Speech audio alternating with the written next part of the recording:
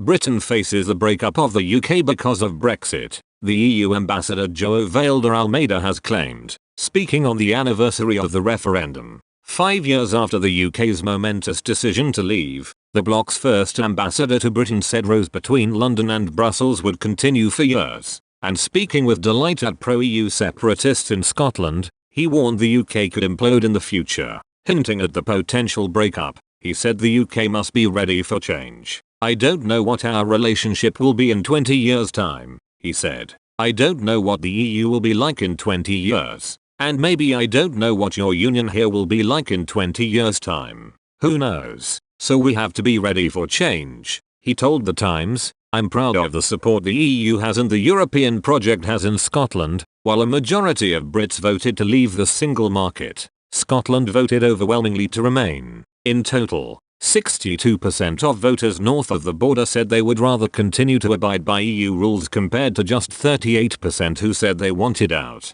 Nicola Sturgeon seized on the result to demand a second referendum on the country's place in the UK. The SNP has pledged to hold a fresh vote before the end of the current Scottish Parliament. Mr Vieira Almeida also used the anniversary to call upon the government to fully implement the Northern Ireland Protocol. He said Brexit was done, in a way, but not done, in another way, saying the withdrawal agreement was not being properly imposed by ministers. "The best way to respect Brexit is to implement Brexit," he said. "It's a living animal. It requires permanent attention and permanent investment. It requires trust. Trust and trust. That should be what we are focusing on. But there's not trust right now." The EU has complained the UK is breaking an international treaty by failing to properly place customs checks on some goods travelling from Britain to Northern Ireland. Under the Brexit deal signed by Boris Johnson in 2019, Northern Ireland is effectively still in the EU single market.